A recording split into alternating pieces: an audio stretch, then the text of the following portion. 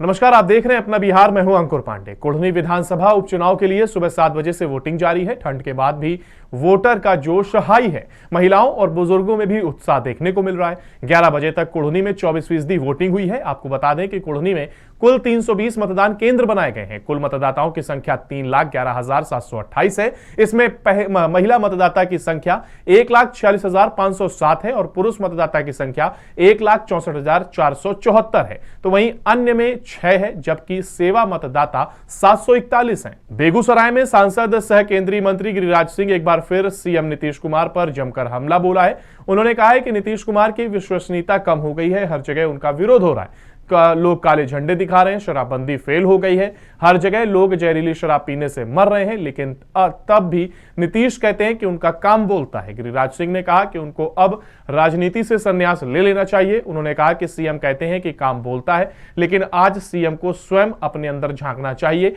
उनकी विश्वसनीयता कम क्यों हो गई है? गिरिराज सिंह ने शराबबंदी नीति पर पुनर्विचार करने की सलाह देते हुए कहा कि शराब नीति पर विचार करें। शराब तो बिहार में भगवान हो गई है। आपकी शराब नीति फेल हो गई है। गिरिराज सिंह ने कहा कि कुढ़नी में पता चल जाएगा कि काम बोल रहा है कि कुछ और बोल रहा है। लालू यादव का सिंगापुर में किडनी ट्रांसप्लांट का सफल ऑपरेशन हो गया है। उन्हें ऑपरेशन के बाद आईसीयू में शिफ्ट किया गया है। यह जानकारी लालू यादव के बेटे तेजस्वी यादव ने ट्वीट कर दी है। लालू यादव को उनकी बेटी रोहिणी आचार्य ने किडनी डोनेट की है। रोहिणी आचार्य और लालू यादव दोनों स्वस्थ हैं।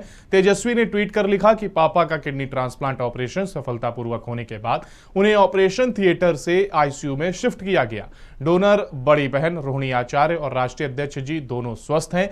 आपकी प्रार्थनाओं और दुआओं के लिए साधुवाद। सुपौल जिले के जदिया थाना क्षेत्र में जमीनी विवाद को लेकर दो पक्षों में जमकर लाठी डंडे चल गए, जिसमें 1 दर्जन से ज्यादा लोग घायल हो गए हैं। घायलों को अस्पताल में भर्ती कराया गया है, जहां उनका इलाज चल रहा है। डॉक्टर ने बताया कि दर्जनों लोग रेफरल अस्पताल त्रिवेणीगंज घायल को लेकर पहुंचे हैं। उनका इलाज किया जा रहा है। तो वहीं कुछ लोगों को की गंभीर स्थिति को देखते हुए जिला अस्पताल रेफर कर दिया गया है।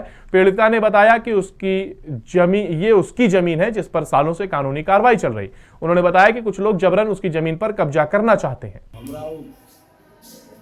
अपना जमीन था और रात को जो या वही देखने के लिए हम गए ना सुबह में, तो अकस्मात हमसे मारपीट शुरू कर दिया वो।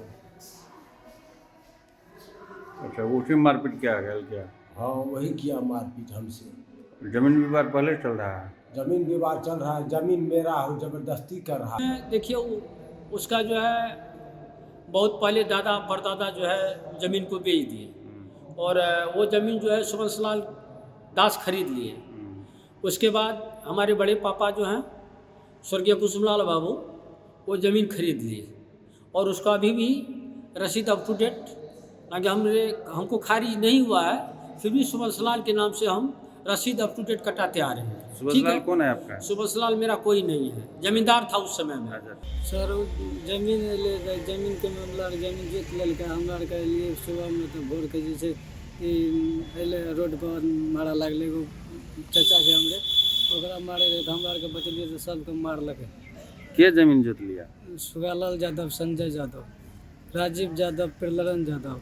मारपीट फिजिकल असॉल्ट का आया है केस, जिसमें मेरे द्वारा 10 का इलाज किया गया है। उसमें 1 को रेफर किया है, लेकिन इससे पहले एक डॉक्टर शशि नंदन सर के द्वारा किया गया, तो उसमें भी एक पेशेंट को भी रेफर किया है। मतलब स्थिति कैसी है? ठीक है, कोई ज्यादा वो नहीं है। सारण जिले में एसआईटी दरोगा हत्याकांड में पुलिस को बड़ी सफलता हाथ लगी है। घटना को अंजाम देकर फरार 2 अभियुक्तों को पुलिस ने गिरफ्तार कर लिया है। पुलिस ने इन दोनों आरोपियों पर 50-50 हजार रुपए का इनाम भी रखा है। बता दें कि पुलिस जब गिरफ्तारी करने पहुंची तो उसमें से एक अभियुक्त अपराध की योजना बना रहा था। पुलिस का कहना है कि इन अभियुक्तों के खिलाफ पहले भी लूट डकैती सहित कई अपराधों में केस दर्ज। बिट्टू सिंह, आप लोगों को ज्ञात होगा कि 2019 में एसआईटी हत्याकांड हुई थी और जिसमें दरोगा, एक हमारा सब इंस्पेक्टर और एक सिपाही पर आक्रमण करके उसकी हत्या कर दी गई थी। साथ ही साथ कई अन्य उसमें घायल भी हुए थे मडोरा में। उसी का ये मोस्ट वांटेड था और जिसमें कि ये फरार चल रहा था, जिसमें इनाम की घोषणा भी राज्य सरकार के द्वारा पुलिस मुख्यालय के द्वारा की गई थी 50,000 का। और हम लोग लगातार इसकी गिरफ्तारी के लिए लगे हुए थे। इसके लिए एसआईटी गठित की गई थी और लगातार मॉनिटरिंग की जा रही थी, परंतु गिरफ्तारी नहीं हो पा रही थी। लेकिन ये सफलता हम लोगों को मिल चुकी है और इस अपराधी को इसके 4 अन्य सहयोगियों के साथ ये लोग हत्या, लूट, डकैती के दर्जनों कांड में वांटेड हैं। फिलहाल इस बुलेटिन में इतना ही। बाकी की तमाम अपडेट के लिए आप बने रहिए 18 न्यूज के साथ। नमस्कार।